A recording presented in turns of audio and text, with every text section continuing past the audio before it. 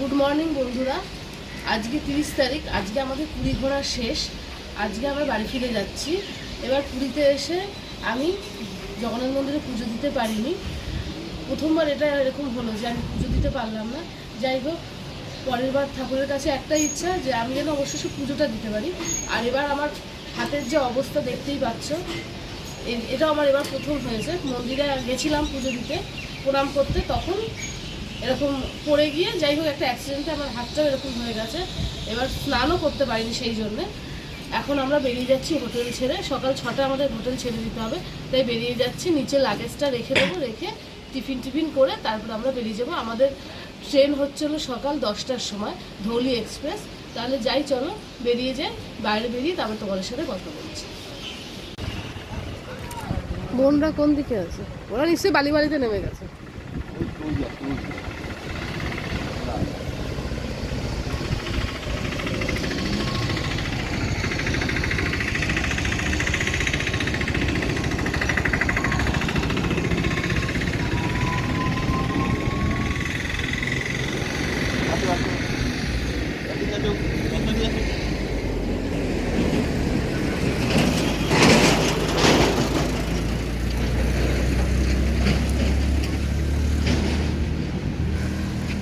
আরেকবার সমুদ্রের পাড়ে চলে এসেছি।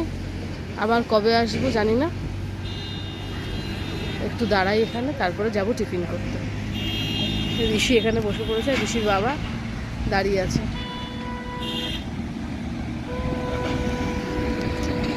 বোনরা ওখানে বসে আছে, আমরাও গিয়ে ওখানে একটু বসি।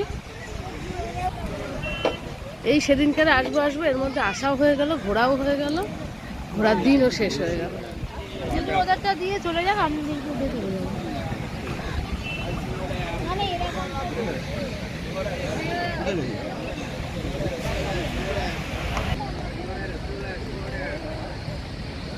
নেক্সট প্রোগ্রাম কবে হবে রে? নেক্সট প্রোগ্রাম কবে হবে? না, তুই বলি যে টিকিট কেটে বলতে। কাটার আগে বলতে। আরে তুই তো ভুল বলছো, আমাকে দেখি। হ্যাঁ,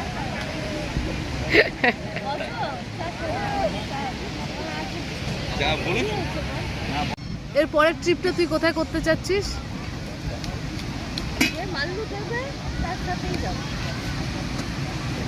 তাহলে আমি এরপরে টিকিটটা কেটে কনফার্ম করবো টিকিট কাটা হয়ে গেছে। না, কাটার আগে বলবো না, বাবু কালকে বলে দিয়েছে। বাবুর এক কথা, এই আসবো বল। আসাও হয়ে গেল, ঘোরাও হয়ে গেল।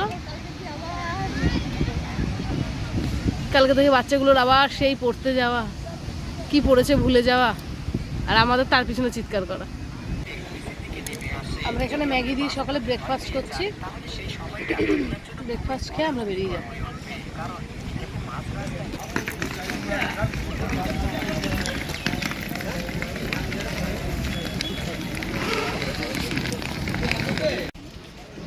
আমরা হোটেল ছেড়ে বেরিয়ে গেছি। আমাদের গাড়ি চলে এসছে, গাড়ি করে আমরা স্টেশন চলে যাব।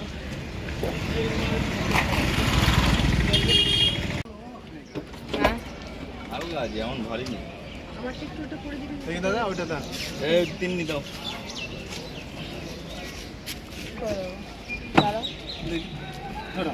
গিয়ে বসি।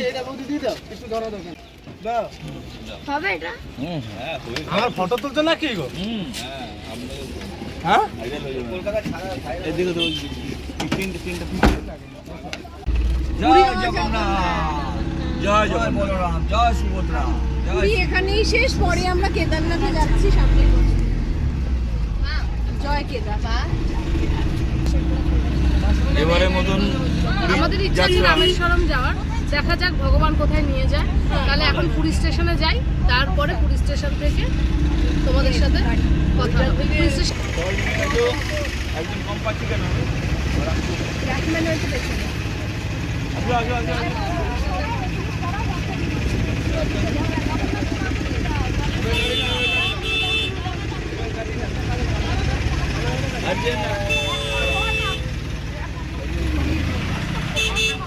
চলো তাহলে চলে এসছি আমরা।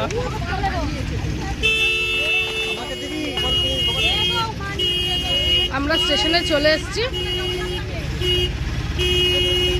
এবার একটা বসার জায়গাটাতে বসি, আমাদের ট্রেন তো 10টায়।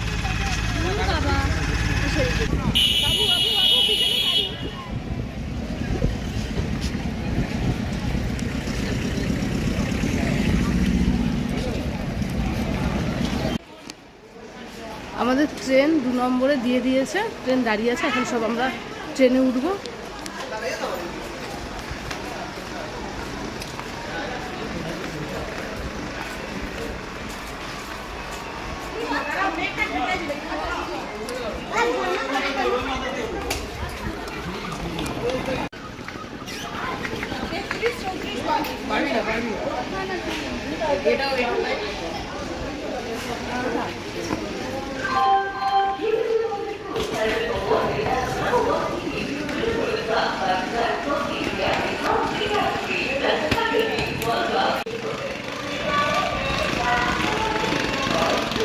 তাহলে চলুন বেরিয়ে যাই পুরীর থেকে, সিট খোঁজার পালা।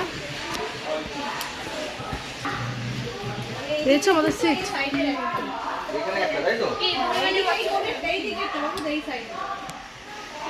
সিটে এখন আমি কোথায় বসবো সেটাই হচ্ছে ব্যাপার। না না, এদিকে 36টা জানলার সাইড। আমরা ট্রেনে উঠে পড়েছি, ট্রেন আমাদের 10:30টার সময় ছাড়বে।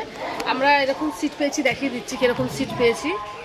বোনরা এই যে এই সিটটা পেয়েছে, এটা হচ্ছিল বোনদের সিট। এখানে একটা সিট আমাদের নেই। আর এই হচ্ছিল আমাদের সিট। চুলটু সব উড়ে উড়ে যাচ্ছে। এই হচ্ছিল আমাদের সিট। প্রচণ্ড গরম লাগছে। সুব্রত এখন প্ল্যাটফর্মের বাইরে,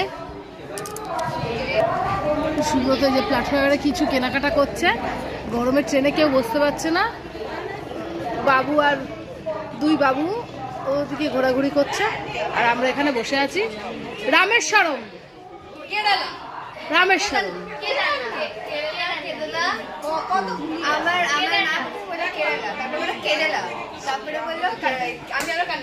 একটু ট্রেন সম্বন্ধে বলে দে, সবাই জানুক যে ট্রেনটা কিরকম। কিন্তু পরিষ্কার পরিচ্ছন্ন।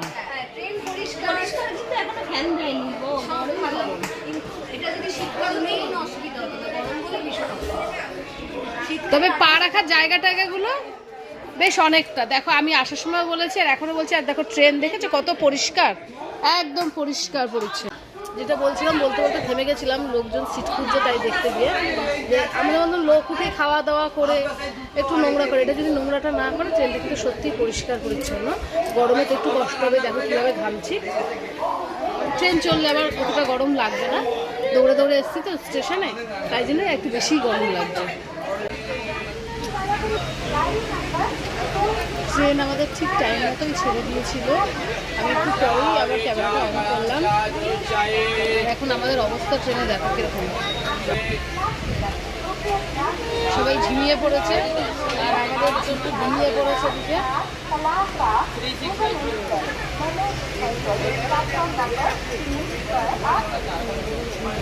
সুব্রত তো গেটের সামনে চলে গেছে হাওয়া খেতে, আর আমি এখানে বসে রয়েছি, আর রাখি এখানে বসে রয়েছে। এত গরম লাগছে যে বোঝাতে পারছি না, এত গরম এত গরম। গরম না হলে, গরমটা একটু কম হলে বেশ ভালো হতো, কিন্তু এই গরমের মধ্যে কিছু আর করার নেই, প্রচণ্ড গরম লাগবে। গরমে ঘেমে নেই আমাদের একার অবস্থা।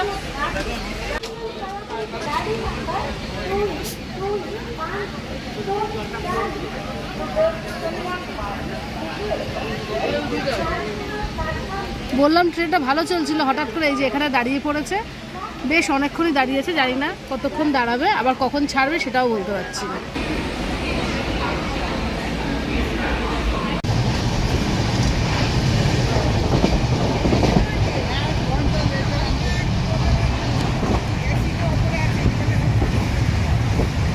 ঘড়িতে 5:10 বাজে, 1 ঘন্টা আমাদের ট্রেন লেট।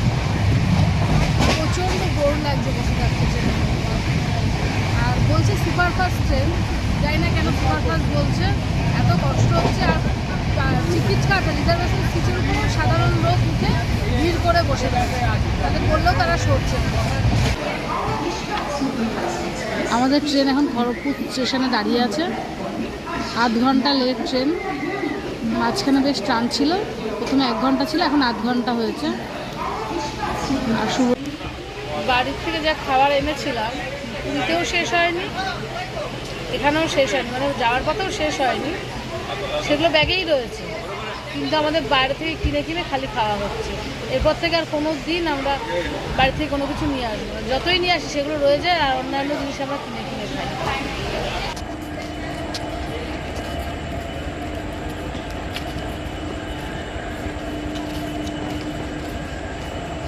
আমরা সাঁতরাগাছি স্টেশনে নেমে পড়েছি। এখানে অনেকক্ষণ ট্রেন দাঁড়িয়ে ছিল, আর ভালো লাগছিল না ট্রেনে বসে থাকতে, তাই নেমে পড়েছি। এখান থেকে গাড়ি নিয়ে আমরা বেরিয়ে যাব। বাবা ভীষণ কষ্ট হয়েছে ধৌলি এক্সপ্রেসে। আমরা ভাবতে পারিনি যে আমরা রিজার্ভেশন টিকিট কেটে উঠেছি, কিন্তু সেখানে অন্যান্য লোক উঠে এতটাই গ্যাদারিং করেছে যে আমরা টয়লেট পর্যন্ত ইউজ করতে পারিনি, এত কষ্ট হয়েছে। তাহলে টিকিট কাটার মানে কী হলো বুঝলাম না। টিকিট কেটে উঠলেই তো মনে হয় ভালো হতো। আমাদের অভিজ্ঞতা খুব বাজে ধৌলি এক্সপ্রেসে আসার। লেট হয় আলাদা ব্যাপার, কিন্তু এরমভাবে লোক যদি উঠে পড়ে না, তাহলে মানে অন্যান্য প্যাসেঞ্জার যারা রিজার্ভেশন করে গেছে তাদের ভীষণ কষ্ট। যাই হোক, আজকের ব্লগটা সাঁতরাগাছি স্টেশনেই শেষ করছি। এই হচ্ছিল সাঁতরাগাছি স্টেশন, এখানেই আজকের ব্লগটা তাহলে শেষ করলাম। টাটা, সবাই ভালো থেকো, সুস্থ থেকো।